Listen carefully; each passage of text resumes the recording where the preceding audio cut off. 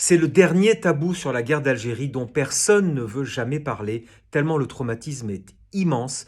Ce sont les camps de regroupement. En 1956, la guerre d'Algérie fait rage. Les combats entre le FLN, le Front de libération nationale algérien, et l'armée française sont intenses. Le gouvernement de Paris prend des mesures exceptionnelles. Toutes les libertés individuelles en Algérie sont suspendues. L'armée est chargée d'écraser les rebelles et de protéger la population européenne. La France prend alors une décision tragique et terrifiante. Il faut vider les villages d'Algérie de leurs habitants. Les camions militaires arrivent alors dans les villages algériens et embarquent de force tous les habitants pour ensuite les installer dans des camps improvisés. Ce sont des villages de tentes ou des cabanes improvisées. Les villages vidés sont souvent détruits pour ne laisser aucun refuge au FLN. C'est un déplacement forcé et massif de population. On peut aussi appeler ça de la déportation. L'objectif de l'armée est de soustraire les Algériens à l'influence du FLN et de laisser la place nette à l'armée dans de vastes zones géographiques. Il y a aussi des zones interdites qui sont créées où toute personne qui traverse cette zone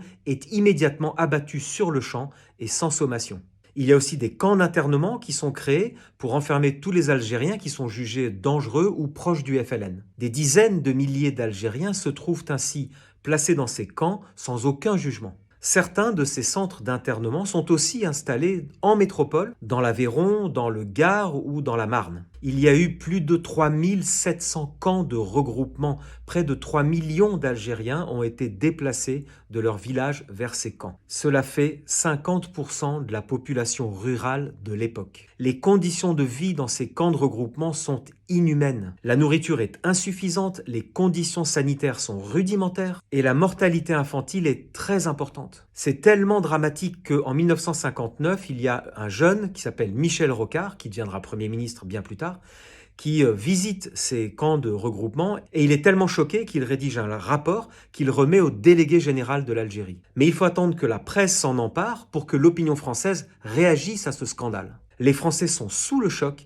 la comparaison avec les camps de concentration est évoquée. Des témoins racontent la misère absolue dans ces camps. Les enfants, les bébés mouraient de faim, il n'y avait pas de vêtements. Il y avait trop peu de nourriture, l'isolement était complet. Ces populations étaient dans le dénuement total et le traumatisme était immense. Des hauts fonctionnaires, des militaires, plein de Français ont dénoncé cela à l'époque. Alors le gouvernement réagit et décide de transformer ces camps en village acceptable avec une école, un médecin, des maisons habitables, mais les familles restent entassées dans des maisons rudimentaires et les villages sont entourés de barbelés.